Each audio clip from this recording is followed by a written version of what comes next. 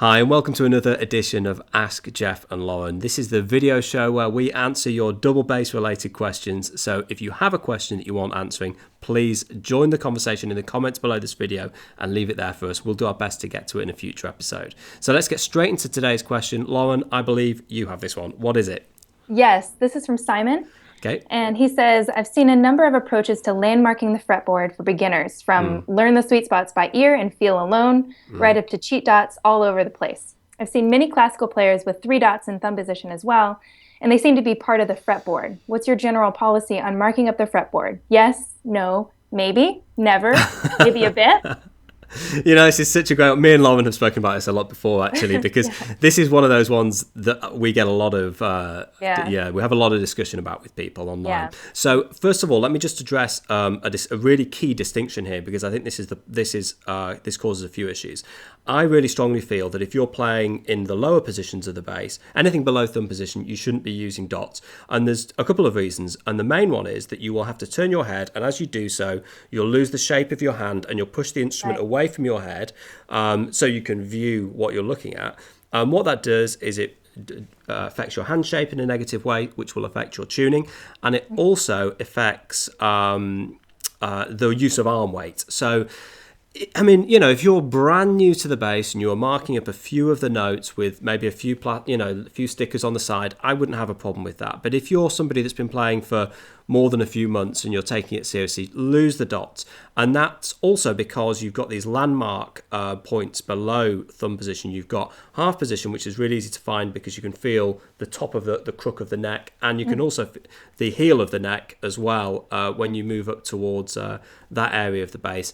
And then also, and then going beyond up into thumb position is a different matter. And I think that it is, very possible and even advisable for a lot of people to use dots in thumb position. And the teachers that I've studied with have often had a dot at the G harmonic, the following, this is on the G string, the first harmonic, the G, the following D, the second G harmonic, and then of course you're getting into the third octave.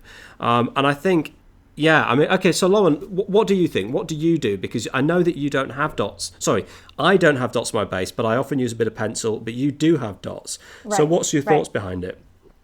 Well, I think that there are a couple different levels to this. There's, this guy is asking as a beginner player, and so there's a bunch, and there's a bunch that we could talk about. So I'm gonna tell you what I do, and then I'm going to talk a little bit about what I think about with beginners using dots, because I think it's a very different topic. So I got my dots they're all in thumb position. They all start right at the octave harmonic and then go up in several different places, all the way to the very end of the fingerboard. And my fingerboard is incredibly long. So it goes all the way to the end. And the reason I got those was because I was playing a lot of solo music that was really, really high up in thumb position. And if you've seen my videos, you've seen that I play a lot of music that isn't written for the bass. And so what that does is it sort of pulls us farther down and expands our range. And so when I got those, I knew that this wasn't just like a phase that I was going through. Like this is the rep that I enjoy playing. And, like you talked about in the lower positions, we have a lot of these physical markers. Like, you know exactly where to put your hand in first position. And it's not because you have some like magical connection between what your ear knows is to be in tune and where to put your hand. It's because you have the physical marker and you've put your hand there thousands of times. And the same thing with, the heel and sort of in between thumb position and the heel. Absolutely, Thumb position, we don't have that. It's like once you get into thumb position, it's sort of like just a vast board all the way to the edge of the fingerboard. And so I needed a grid to just sort of tell me like what the big markers were, at least in my Mine are very different than, everybody's is different. It's all just personal preference. So, I got it as a grid. A lot of people ask me if I use it as an aid for intonation. And the real truth is that if I did, then I would not be in tune like ever because they're just not great to use as an intonation aid. There are a couple reasons for that. The first one is that, you only have one dot every few notes, right? And you still have to use your ear. There are sometimes when I'm playing like octaves right at the very edge of the fingerboard, and I can sort of find the first pitches, like sort of get in the ballpark, but my ear is what's gonna make me actually play in tune. And that's tuning is a reactive thing, isn't it? I mean, absolutely. It's like the way that you position your finger could be in the right spot, just not on the right angle, and we're constantly making these small adjustments. Yeah. And I think that sometimes people, I think they get a little bit of the wrong idea about intonation, where they think it's all about your ear, but it's not. It's a mix of your ear and your body and sometimes your vision. So a lot of people will say that you shouldn't look at your fingerboard at all. And I absolutely think you're right in the lower positions. But when you get into thumb position, I don't know anybody that doesn't look at their fingerboard. Well, it's within directly in your line of vision. That's why that's the key reason why it's okay to do it. And the other thing I wanted to throw out there, Lauren, as well, is that the argument against, okay, let me just put this to you, because I had a teacher once, great jazz bass player, really good player, and I've met a few people like this who say that the problem is that your senses are kind of limited, and if you're putting your attention into your vision, it isn't as much in your eyes. But I think what you're saying, it isn't as much in your ears. But if you're, I think what you're saying is that if you're shifting up into these higher positions from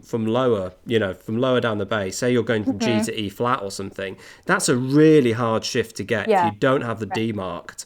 Because, and of course, I know tons of classical bass players, soloists such as Bozo Padadish, who I studied with briefly, a wonderful bass player. And I see he marks his bass in exactly the same way I do, which is why I mark it that way with a pencil. And it was on the G, the following D, and the following G. But I think one of the things is it really does depend on how much you're playing in thumb position, because a lot of bass players, a lot of bass players, they'll be using thumb position, but they won't need the dots. And the reason is that their thumb will never leave the G. They can go all the way up to the note C without shifting. So they can use that diatonic hand shape to get all the way up to the C. And if that's all I was doing, and maybe if I smudged up a bit to the D, I probably wouldn't use it either. But if you're shifting from G to E flat or G to A flat right at the top, you're going to need something to help you get in the right ballpark. I agree. I think that you're absolutely right. And I think, when you're playing and you're not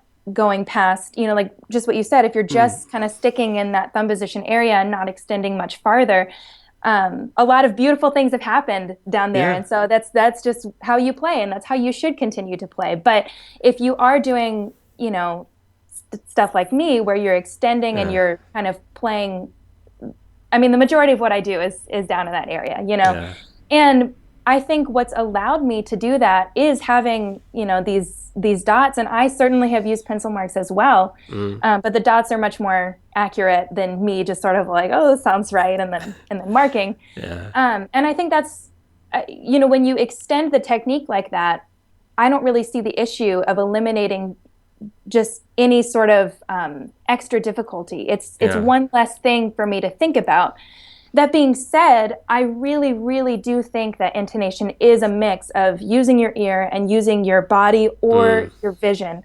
And like you said, it's a reactive thing. I can sort of know where I am in the ballpark of, say, the lower position, right in first position. But if I'm like a millimeter off, then that's when I fix that note. But the notes that are in the lower positions are so much bigger than they are in thumb position, and they get smaller and smaller and smaller as you get closer to the fingerboard. So a millimeter off in thumb position, in the lower positions, is not going to be as big of a deal as if you're in thumb position. So having the dots just gives you that visual grid, to say like, okay, this is the spacing of a fourth, this is the spacing of a fifth up here, and kind of helps you figure out where to get in the ballpark. And then that's when you use your ear to make those tiny little adjustments. Yeah, a comparison would be if you imagine playing the bass, but you didn't have the crook of the neck at the top and you didn't have the neck heel. Can you imagine how hard that would be shifting, playing like notes like E flat and F? If you were going with nothing, it would just make the whole thing really hard. And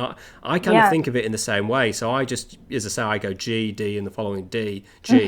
And I do it in pencil, and sometimes it's not there. But, if I'm playing and I'm playing something important and I know it's going to be right up there, I'm going to put a little thing in. Lastly, Lauren, just because this is something else that's been playing on my mind a little, there's one issue to do with it that I'm not fully sure about, is that I think if you're looking at the fingerboard, I like the idea of always looking out at the other instrumentalist you're playing with, and it is slightly different. If you're playing a concerto or something, then that's probably less relevant, perhaps. I don't know, but I like the idea of not getting locked visually in one spot. And I also worry sometimes about leaning my head forward too far. And I think if you can, that's why I think if you're playing in that first position of thumb position, that first area, that maybe just keeping the same posture, there's an argument for that. But I don't know. On balance, I come down on the same side as you with this one. Yeah, so. Yeah. I mean, I think that's definitely an issue because you want to be communicating with the people that you're playing with, and there are a lot of different issues. I mean, if you look at some of the videos of people playing,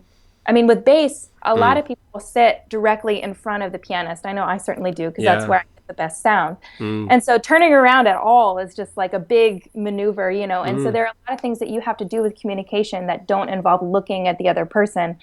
But I do agree with you. I don't know if that's necessarily an issue with dots. I think it magnifies the issue because you have these markers that you can sort of rely on. But, going back to the question where he was asking about as a beginner, what should I do? Thanks. Yeah, that's what we're just having a massive chat about this, Lauren, and we've got nowhere near this question. So what would you recommend for a beginner? Go on. For a beginner, when I start, I teach a lot of younger kids bass, and when I start them with bass, I don't have them have markers on their bass, and they do good. They learn their intonation really well, and they learn the hand position well. But I'm also really stressing like these physical markers that they can go off of.